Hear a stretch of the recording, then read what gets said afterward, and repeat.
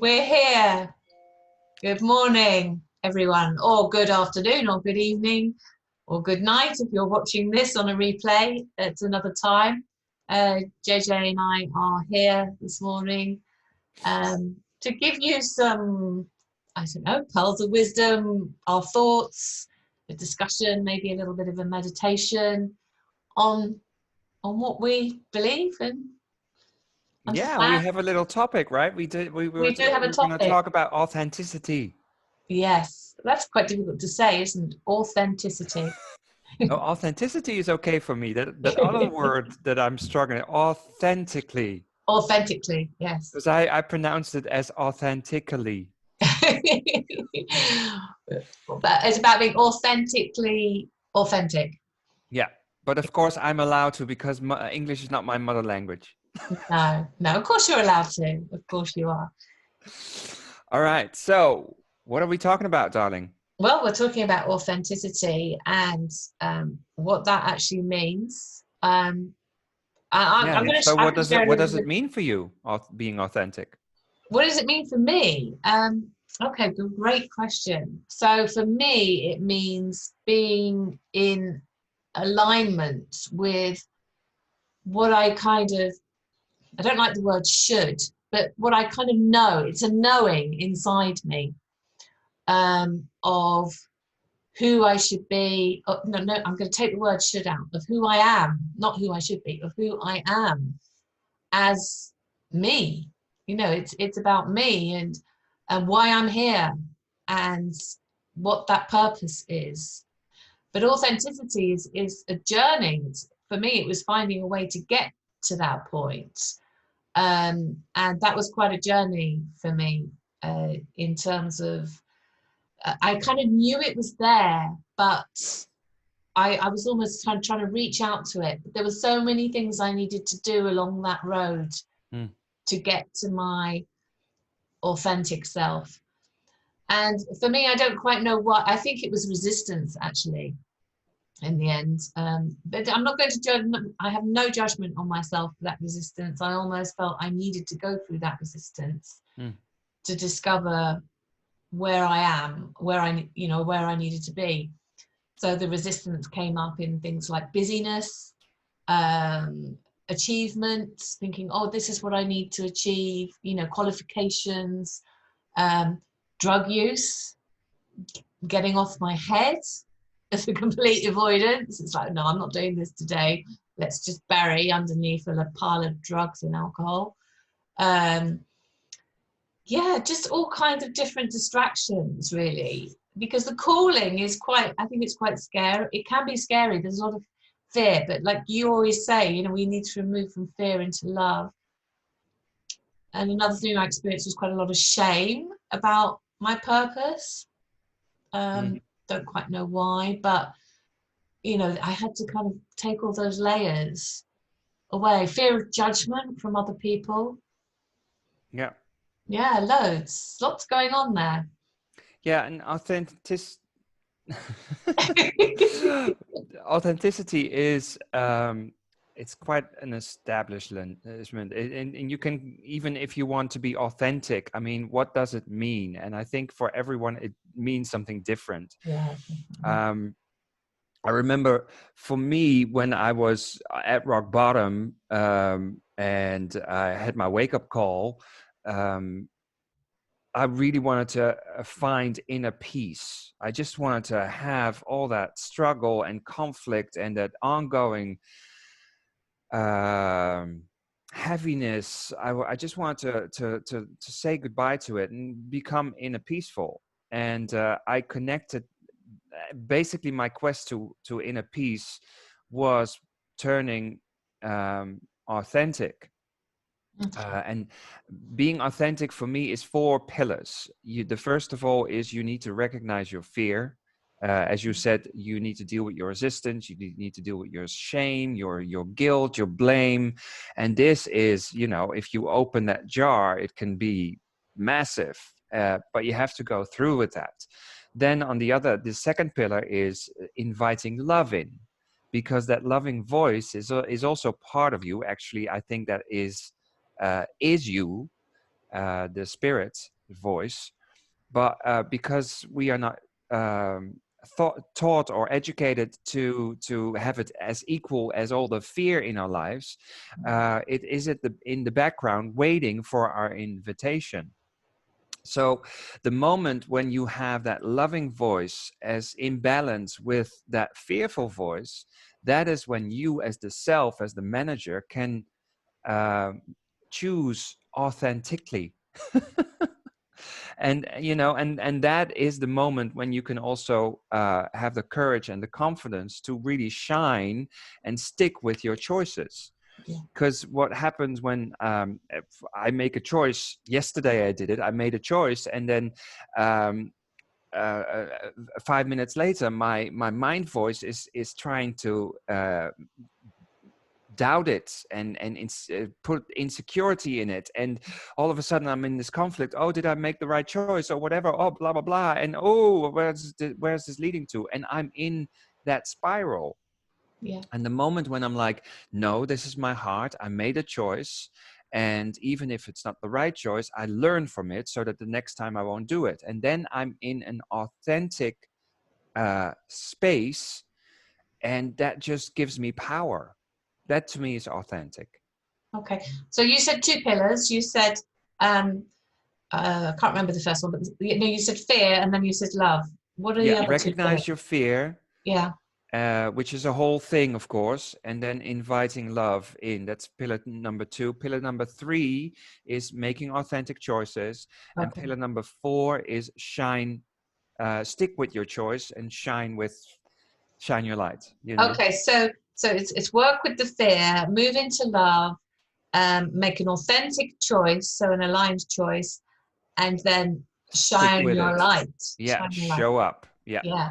Tell me a little bit more, JJ, about your wake up call, because I know people might, if they've been watching, if you can Do you pray, want me it's to go really back there? difficult. But Do you you want me said to your open wake that up. can of worms? Just briefly, just for whoever's watching this, because I know people may have not seen previous ones, and I know you Yeah. spoke about it before, but just if you can, just what Just happened?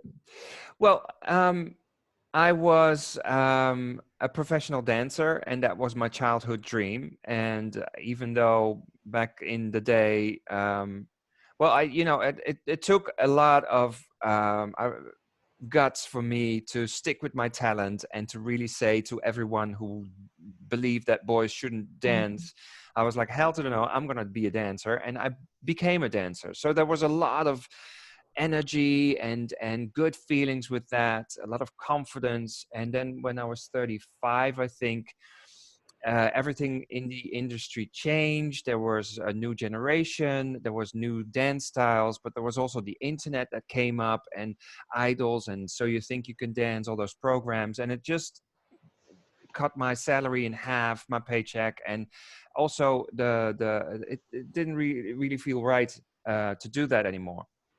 And I chose to quit my full-time dance career, and then I kind of was lost. I was in an identity crisis, and I was also a very a popular guy in the gay club scene here in Amsterdam. But I felt like I needed something more. I wanted to have deeper conversations and etc. So I also quit that. So all of a sudden, I was in a totally identity crisis, and not dealing with the grief of this, or the not dealing with the feelings, I turned to drugs. And so for 5 years, I turned into this bitter, boo-hoo-hoo victim person. And I think after 5 years, I kind of hit rock bottom. And that was the moment when I was like, having suicidal thoughts. I was so desperate, I wanted to get out. And spirituality came to me because I was brought up Catholic, so I just started to pray. I was so desperate. I was like, you know what? Send me something. Send me a sign. And a couple of months later, I got really a big sign. It wasn't a voice or whatever. It wasn't Jesus coming out of the air. No, but I knew it was a sign, and it told me to meditate. which I never did in my entire life. And that's when I started to meditate, which was hell on earth. But because I was so desperate and that voice was so clear and I prayed for it for so long, I did it on every day. Every day I had 2 minutes for me, which I call my me time moment. And after a couple of months again, I started to create distance between me and my thoughts. And that was when the moment when I was like, hey, why am I so brutal to myself? Why am I thinking all these negative things? And that space to me became like a new passion, because I started to experiment. And that is when I truly found that devil, that demon voice on one shoulder, and that angel voice on the other shoulder. And I was like, hey, okay, if I'm in balance, I feel more confident, I feel more peaceful, and etc.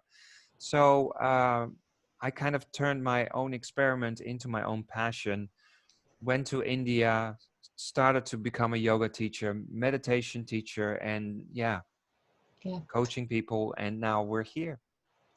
So the biggest thing I hear from that is that on the back of a huge loss, the loss of your dancing career, you plummeted, you went down from that point, and that was your wake-up call, and you were in that for a little while before you came out. And also the other thing I heard is how difficult it was to meditate for you. And I think, I hear that so often and I see that so often with people, and actually that's my experience as well around the loss, because and it's only been during moments of loss that I've been able to get in touch with my authentic self and to have that time. It's like the busyness goes away. I had a big car accident in 1998 and I was laid up for months. But during that time, my authentic self started to jump up and down, go, you need to change things. You need to do something different. And the second time it happened, in fact, there were 3 times, but the second time it happened, I was very ill with swine flu. But I had months, not weeks off work. And during that time, I did some exploration of who I was. And then when I lost my job in 2017, again, and this is why I'm here now today. But I think people can relate to this at the moment, because there's a time of loss at the moment for a lot of people, loss of jobs, loss of status, loss of purpose. Social contacts. Yeah, social contact. So there is a space, there is a opportunity at the moment, and it can be quite painful as well. I mean, I'm running a mindfulness course at the moment, and I'm kind of aware in the background how difficult it is for anyone, even myself, to just sit in the moment, to be in the moment. And like you say, that space between the critic and the compassionate self can start to divide. When we can start to see it, that's amazing. That is the point of, oh my goodness, what am I doing to myself? Yeah. And we move into love. And, it's that compassionate voice. We need to hear it, but it's so deep down sometimes. It's really in the depths, and we have to have a space to allow it. Yeah, you have to have, you need that. For me, I need that. If I didn't feel so desperate to change, I probably would have thrown in the towel. Yeah. You need to, and it's hard when you have no idea what the result will be, to continue to be consistent. Yeah. And there you have that. You need that faith. You need that connection. You need that trust. Because it's kind of a vicious cycle, and if you're in that fearful cycle, you need something, maybe a major wake-up call or an insight or knowledge to get you out of that cycle, and you're gonna go into a different cycle, you know. But it's it's not easy, and we are very used, and let's do this pandemic now as an example. we are now forced to stay in our house. So basically, you are retreating. Now, if you are in your house and you're an extrovert, for example, you are not always used to stay in your house. So you can fight this and be like this in the house, or you can have it. You can use it as an experiment and finally have that moment of retreat. So that means that you need to address your feelings. That means that you need to address your thoughts. And what I just, meditation is quite, you're getting clear with your thoughts. And that might not always be nice, positive, peachy, unicorn thoughts, right? And what people do when it's getting too much, oh, no, it's not for me. Oh, I don't want to feel it. Yeah. I don't want to feel it. But then you're still in that stagnated area, and you need to be in the flow. So these feelings or these thoughts, the awareness that needs to be processed. Does that ring a bell? Totally. And I think the thing that sticks out for me as well is that we kind of need support with that as well. I mean, I know that you went to see a therapist yourself. I myself went through a year of treatment in a rehab, so we need support with that. Yeah. Because you mentioned faith, but I think faith alone, faith and support, we need to believe, but sometimes other people need to believe in us initially. And I think that's a lot of the stuff that we do on the retreats is we believe in people. We believe in our clients when they come on the retreat. And, we give them that support, through and ongoing as well from the journey afterwards. Yeah, but everyone is equal. The moment when, because I was so in low self-esteem, I was like, why am I here on this planet? I'm not worthy of this. Look at me. Just give my spirit to something else or whatever. But it's not true. You have a beating heart, so you have a birthright. You deserve to be here, and then you deserve to feel good as well. So we're all equal here. And I think that is why I'm in this business, because you mentioned before, I went to a therapist, but it took me a while to get over that shame, to really get the confidence to ask for help. Yeah, And that is, I think that what we really do, I awaken that faith and that trust and that confidence, and you of course are the therapist, so you can really swoop in there, and it's just a really nice combination, I think, that we have. Definitely. So what now? Would you like to do a little meditation? I would love to do a meditation, just a couple of minutes, which is a struggle for me. All right, so everyone who is here live or on the replay, please, meditations, if you're just starting, no worries. You cannot do meditation wrong. So if your mind is trying to convince you that it's not for you, you're doing it wrong, then do it, because you're doing something right, because your mind is starting to resist. Yes? All right, so cool. If you're sitting on a chair, place your feet firmly into the floor so you make a nice connection. If you're sitting on the floor, otherwise, just connect the body parts to the floor.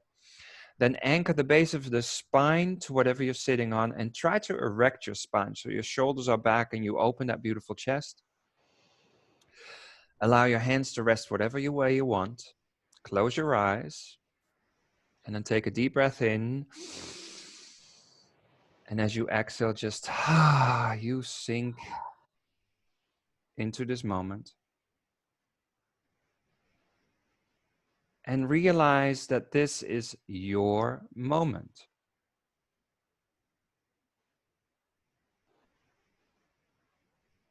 And just become aware of the space around you. And even with your mind's eye, you can just visualize the walls around you, the floor beneath you, and the ceiling above you.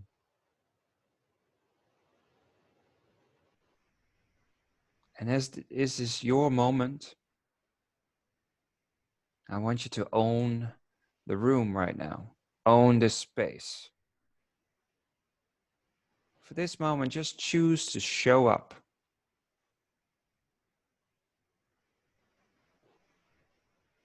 And become really present in your body. And realize that your entire body is designed to support you.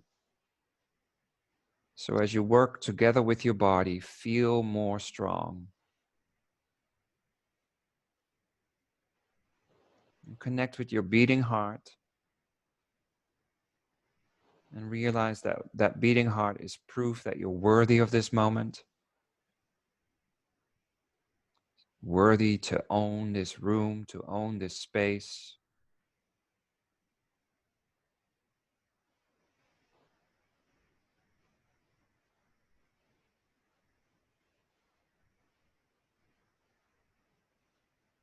And then focus on your breath.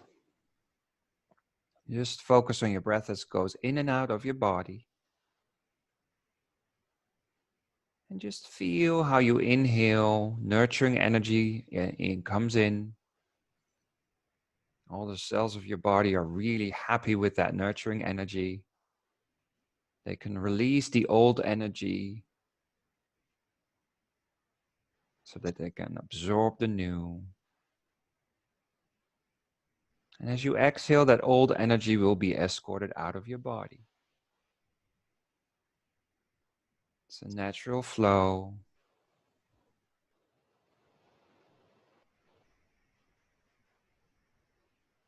And just remind yourself that in this moment, you are perfection.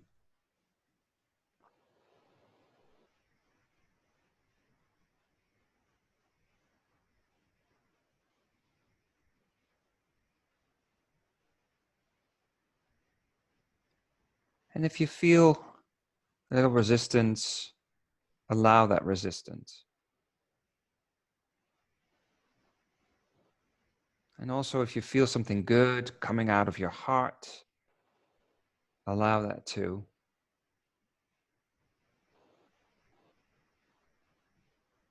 If you hear some sounds, allow it. Allow everything that happens in this moment to be part of it.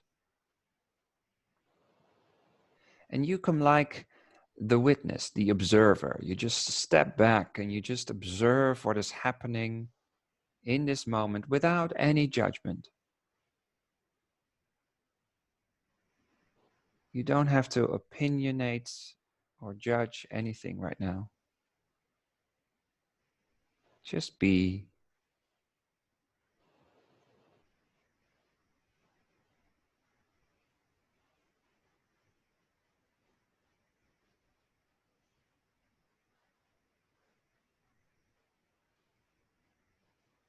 And whatever happens, see it. Observe it. Sit with it.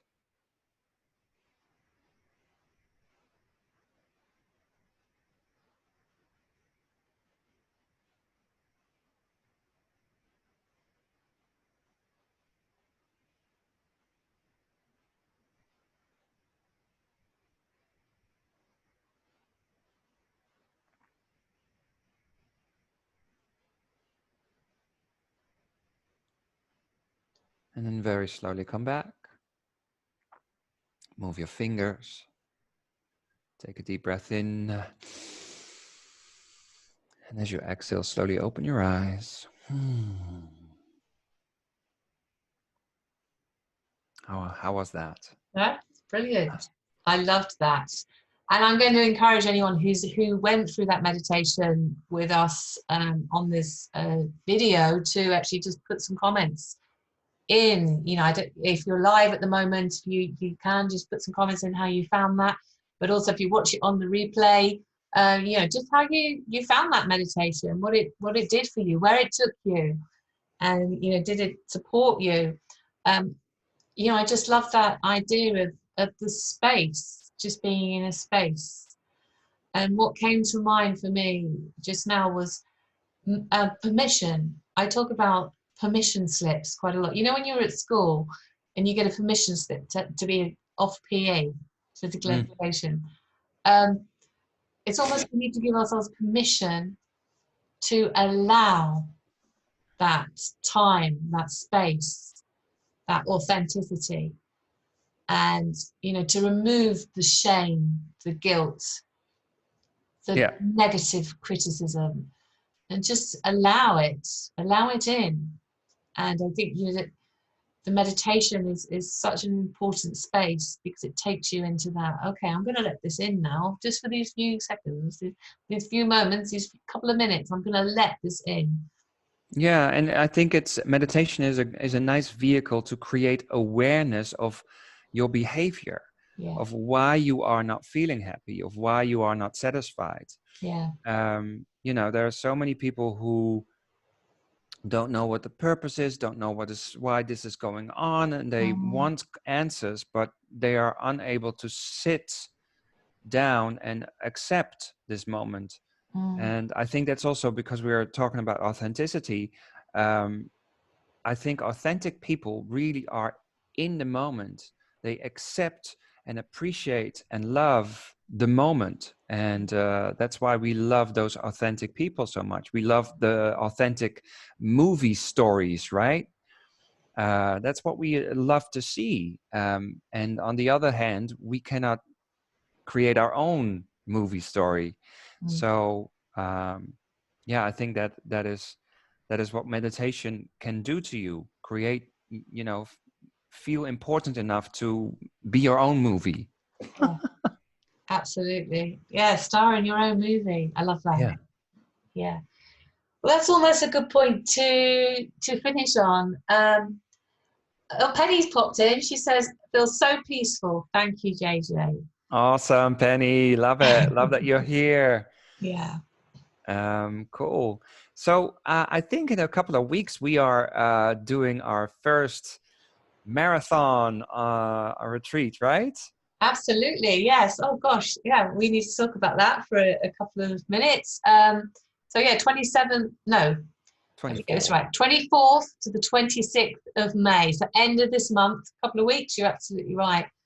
We're running 3 days. It's the Anxiety Depression Recovery Retreat. However, it's a space for you to meditate, to learn some skills, to understand yourself, to do some yoga, to work with myself and JJ on yourself. And, I can guarantee that at the end of that 3-day journey with us, you will come out you'll be a new person, basically. You will experience a change, a shift, maybe even a transformation during those 3 days. The connection is powerful. We've got some lovely ladies on there already. We're looking for some gentlemen to join us as well, and because, this is for everybody. Everybody maybe sort of, if I say kind of from about 35 onwards, that's when we really start to move and shift. Prior to that, we do have some younger people come along, but I really think the ideal space and time is those years between sort of 35 and 60. You can really, things change for us during that time. They change for us when we're younger, but so yeah, if you feel you're in that group, you're experiencing a change in your life, you're not quite sure what's going on, you want some guidance, you want to find your authentic self.